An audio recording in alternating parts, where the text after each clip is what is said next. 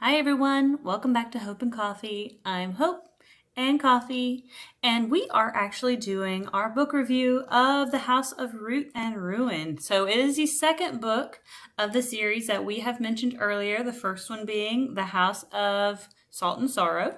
So this is the second book, releasing July 25th by Erin A. Craig.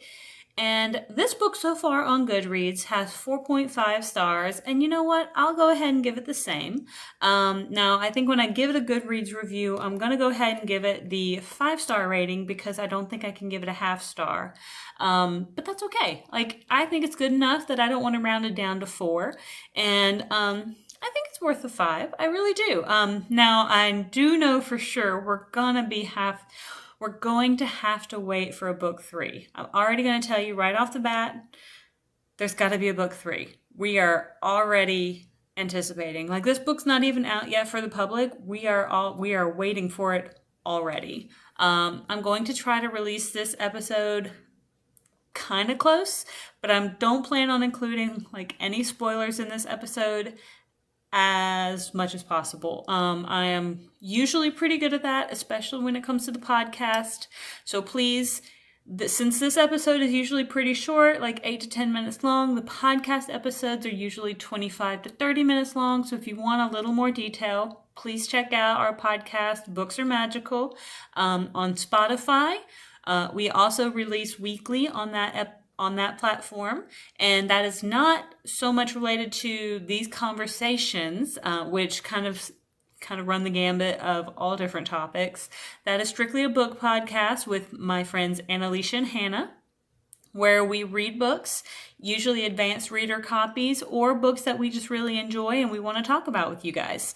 But this book is one that I read for the podcast, so sometimes when it comes to these arcs, we don't all read them together.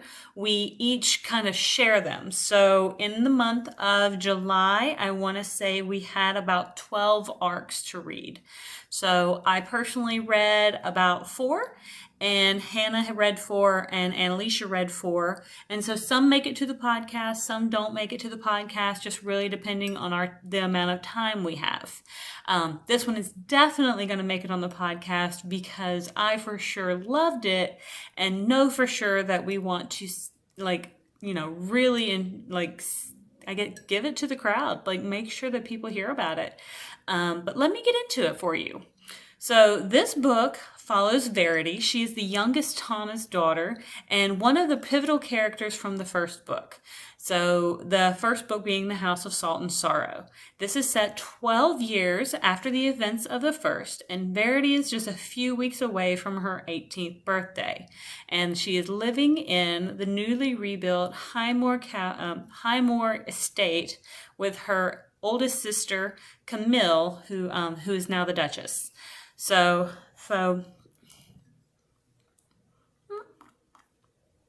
though most of the remaining Thomas sisters are off exploring the world or living their lives, settling down with family, things of that nature. Even Camille, she kind of utilizes Verity kind of as a live-in maid a little bit, even though they have maids and servants or house staff. Verity's feeling very trapped, as though she really has no future beyond her familial home. But after receiving a letter from her sister Mercy, who's kind of traveling around with, I think, the princess of the realm, she gets a second letter in the mail from a ducal family in a portion of Arcania. Yeah, I think it's called Arcania. The portion is called Bloom, Bloem. And Verity jumps at the chance to answer the letter because they want to commission a painting from her. Verity paints, and she's a very good painter. So she jumps at the chance to kind of go seek her own adventure by going to this kind of faraway land and painting this portrait for the commission that they're offering, but also to kind of do something kind of on her own for the first time in her life. And she's super excited. Well, Camille doesn't support this, and so Camille tries to get her to stay, and some secrets start to come out, and Verity runs away in the middle of the night pretty much. Like, even though like she's pretty much like 18 years old, just like I said, a few weeks away, maybe like 2 or 3 weeks away. It's not that long. Um, she runs away. She just goes ahead and kind of flees off on this adventure anyway. And these very luxurious landscapes, these beautiful gardens, really can't hide all these secrets that she's trying to kind of squash down. And this estate called Chantilly, at least I'm hoping I'm saying that right, because like I said, I was reading the Kindle edition. The secrets of Chantilly are also even bigger than the ones that she's trying to hide herself. So I will kind of read my little summary, the one that I wrote as my little personal review. And that so far I gave you as a brief description of the book. And that was me trying to give it to you without any spoilers. This is my little review now, as I'm kind of going to read this to you. So first and foremost, I want to say that I thought this book did a great job of being just as good as the first one. And I think that if Erin A. Craig writes more, I will happily wait in line for the next one. And if we don't get it as an arc, I'll still wait in line for it on release date, because I'd love to know what happens after these final pages have finished.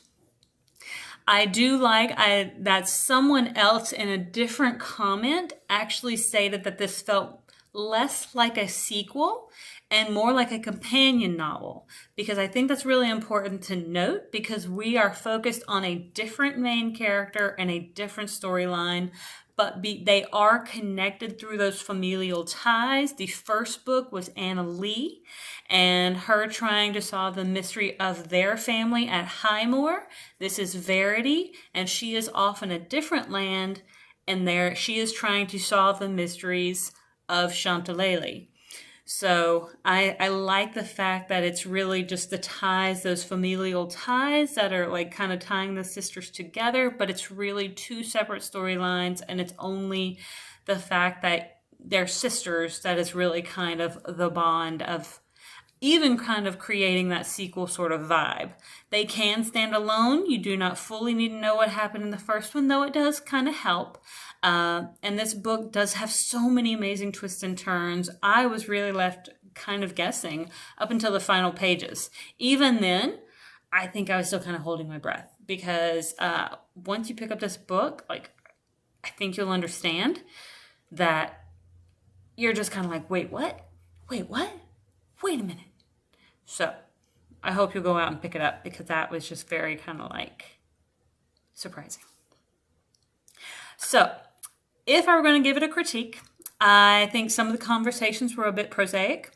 I think that's kind of what happens sometimes when you try to write from the perspective of people who are meant to be upper crust and are trying to fit into a certain mold. So you're going to have people who are, I guess what the phrase that I would call is snooty booty. I don't know. I just get these conversations that I'm just like, do people really talk like this? Like, why are we talking like this? Like, why are you talking like this to someone that you're supposed to like kind of love? Like, why are we speaking like this? But anyway, I'm just a very, I guess, like heart on my sleeve sort of person. So if I'm really into you, I don't think I'm going to guard my words like that.